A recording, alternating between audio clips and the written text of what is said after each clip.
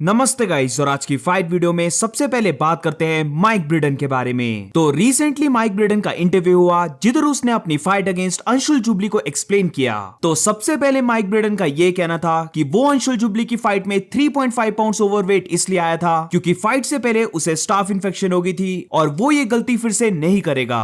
अब इसके बाद अंशुल जुबली से फाइट के बारे में माइक ब्रिडन का ये कहना था कि राउंड 2 में जब अंशुल जुबली ने उसे हर्ट किया तो वो कुछ टाइम के लिए अपनी लेफ्ट आई से देख नहीं पा रहा था, बट जैसे ही उसका विजन वापस आया उसने फाइट को कंट्रोल में लिया और आउट ऑफ नोवेयर वो अंशुल जुबली को पॉइंट आउट करने लग पड़ा, उसको बाग करने लग पड़ा और राउंड 2 के एंड में वो देख सकता था कि अंशुल जुबली बैक डाउन हो रहा है और अंशुल जुबली ब्रेक हो रहा है। इसके बाद माइक ब्रिडन ने यह भी कहा कि जब राउंड 3 स्टार्ट होना था तो वो अपने स्टूल से जल्दी खड़ा हो गया, बट उसने अंशुल जुबली को देखा जो स्टिल अभी स्टूल में बैठा था और यही चीज ने उसे कंफर्म कर दिया कि वो इस फाइट को जीतने वाला है। उसे नहीं पता कि वो बाग क्यों कर रहा था, बट राउंड 3 में भी उसने अंशुल जुबली को बाग किया, उसे मेंटली ब्रेक किया और अंशुल जुबली टायर्ड भी हो गया था और इसके चलते उसने अंशुल जुबली को नॉकआउट कर दिया। अब एंड में माइक ब्रिडन का यह कहना था कि वो जानता था कि ये फाइट उसकी लास्ट फाइट होने वाली है, बट जैसे कि उसने इस फाइट को विन किया वो होप करता है कि यूएफसी उसे न्यू कॉन्ट्रैक्ट दे दे।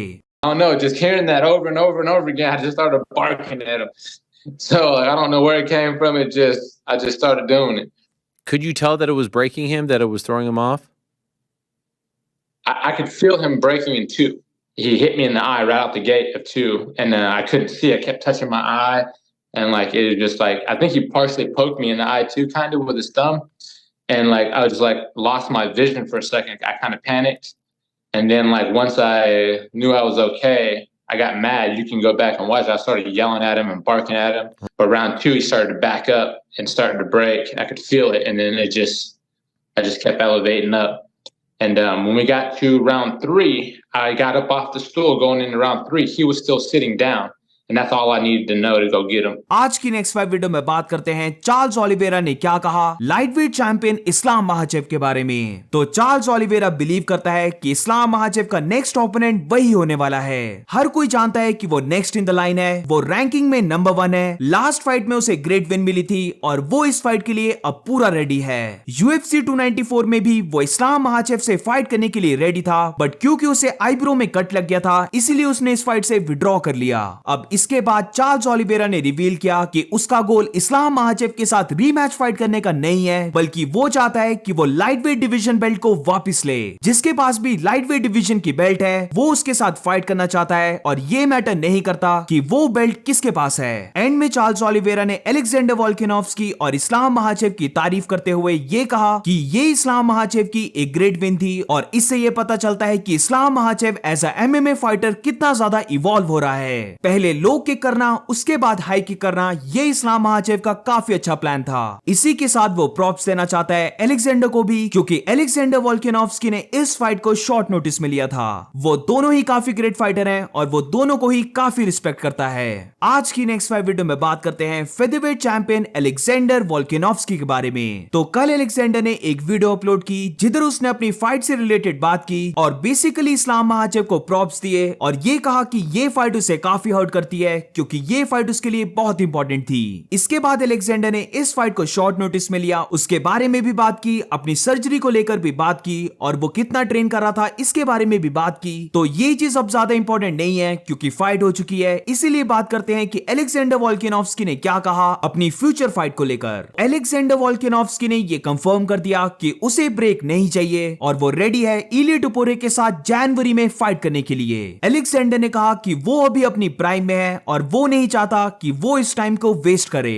वो अपनी प्राइम में जितनी फाइट्स कर सकता है वो उतनी फाइट्स करना चाहता है क्योंकि वो जानता है कि फाइटिंग में उसके नंबर्स लिमिटेड हैं और कुछ सालों के बाद उसे अपने करियर को चेंज करना होगा। वो सबसे पहले डॉक्टर से बात करेगा और जब डॉक्टर उसे मेडिकली क्लियर कर देगा तो वो अपनी नेक्स्ट फाइट के लिए एकदम से ट्रेनिंग कैंप में जाने वाला है। उसे जनवरी में अपनी नेक्स्ट फाइट करना बहुत ग्रेट लग रहा है और वो चाहता है कि वो जनवरी में इलिया टोपुरे के साथ फाइट करे क्योंकि ये फाइट एक काफी इंटरेस्टिंग फाइट है जिधर इलिया टोपुरे एक काफी अच्छा फाइटर है। अब अलेक्जेंडर की बात लगी थी तो जैसे ही कल न्यूज आई कि जॉन जोन्स इंजर्ड हो चुका है और वो UFC 295 से बाहर हो चुका है तो अलेक्जेंडर ने एक फनी ट्वीट किया जिधर उसने ये कहा कि वो UFC 295 में स्टेप इन करने वाला है। आज की नेक्स्ट 5 वीडियो में बात करते हैं डैना वाइट की, जिधर डैना वाइट ने कंफर्म किया कि स्टीफे मियोचिच को ही नेक्स्ट टाइटल शॉट मिलने वाला है। तो डैना वाइट का ये कहना था कि वो स्टीफे मियोचिच को एक इंटरम हैवीवेट चैंपियनशिप बेल्ट के लिए फाइट करने का ऑफर नहीं दे सकते थे, क्योंकि उसके अकॉर्डिंग ये स्टीफे के लिए काफी डिसरिस्पेक्टफुल होता। और वो इस चीज को कंफर्म करता है कि जैसे ही जॉन जोन्स हेल्दी होके फिर से फाइट करेगा तो वो फाइट करेगा स्टीफे मियोचिच के साथ। तो अब डैना वाइट के इस इंटरव्यू से ये चीज कंफर्म होगी कि जॉन जोन्स वर्सेस स्टीफे मियोचिच की सबसे पहले फाइट होगी, जिसके बाद टॉम एस्पिनल वर्सेस सर्गे पाव्लोविच का जो विनर होगा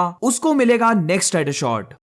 Yeah, John called, said that he hurt his shoulder, training and wrestling, and his team thought that you just need a few days off and you'll be fine and whatever.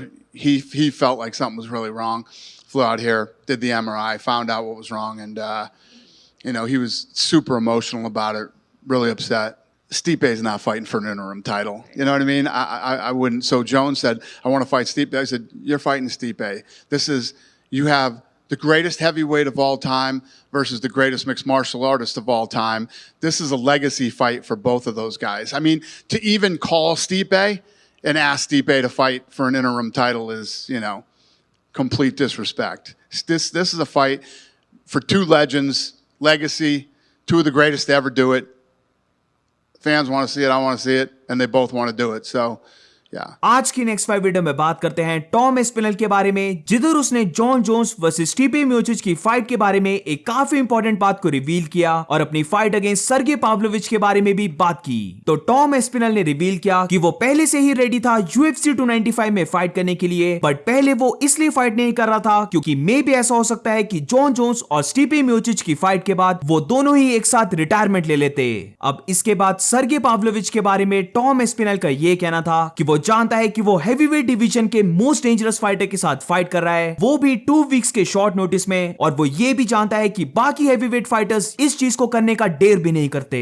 Heavyweight champion बनना उसके absolute dream है और वो इस चीज के लिए सब कुछ लाइन पे लगाने के लिए रेडी है। वो जानता है कि उसके आगे एक इनॉर्मस टास्क है, बट वो इसके लिए रेडी है। इवन हैवीवेट डिवीजन का the greatest fighter of all time यानी कि स्टीफे मियोचिच भी इस फाइट को एक्सेप्ट करने के लिए रेडी नहीं था। जॉन जोन्स और स्टीफे मियोचिच की फाइट में सर्गे पाव्लोविच उनका बैकअप फाइटर था, तो अगर जॉन जोन्स इंजर्ड हो गया तो स्टीफे मियोचिच को चाहिए था कि वो सर्गे पाव्लोविच से फाइट कर ले, बट इवन स्टीफे मियोचिच भी इस फाइट को करना नहीं चाहता था। बट वो अपने आप पर पूरा बिलीव करता है कि वो इस फाइट को जीत सकता है, और इसी के साथ टॉम एस्पिनल ने ये भी कहा कि वो डेविड गॉगिंस की मोटिवेशनल चीजों को देख रहा है। So what do you guys think about this? क्या टॉम एस्पिनल 2 वीक्स के शॉर्ट नोटिस में सर्गे पाव्लोविच जो एक मॉन्स्टर ऑफ फाइटर है उसको हरा सकता है या फिर नहीं? Let me know in the comments. Was he the backup fighter for this?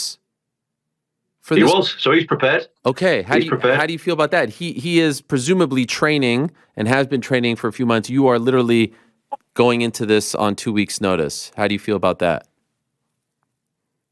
I feel like I have some absolutely ginormous cojones. Yes, Is that what I feel like? You do. Look at Stipe. Stipe didn't want this fight. Stipe didn't want the fight. He's the greatest heavyweight of all time. I'm stepping up, mate. 2 weeks' notice. I'm doing stuff that no one else will dare to do. I'm daring to be great. And I was watching the David Goggins video. You've seen it when he's on the bench press and he's just screaming, "They don't know me, son. They don't know me, son." That's how I feel right now. Like, all the doubters are going to see. 2 weeks' notice, doesn't matter. Most dangerous man in the UFC. They don't know me.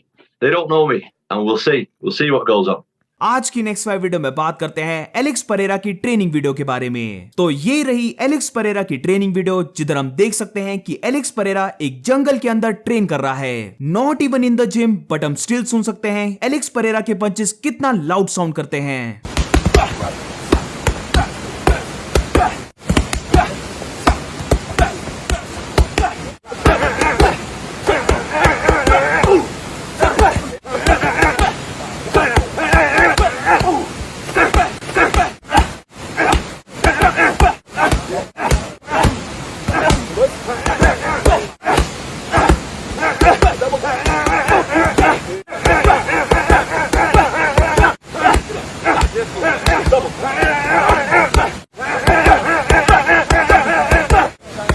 कुछ लोग ये सोच रहे होंगे कि मैं यिरी Prochazka की training videos नहीं दिखा रहा, बट ऐसा नहीं है। मैं उन वीडियोस को इसलिए नहीं दिखा रहा क्योंकि यिरी प्रोहास्का अपनी ट्रेनिंग वीडियोस नहीं शो कर रहा। So that's it for today guys. आज की फाइट वीडियो में बस इतना ही। अगर आपको वीडियो अच्छी लगी हो तो please make sure to like subscribe. मिलते हैं नेक्स्ट वीडियो में।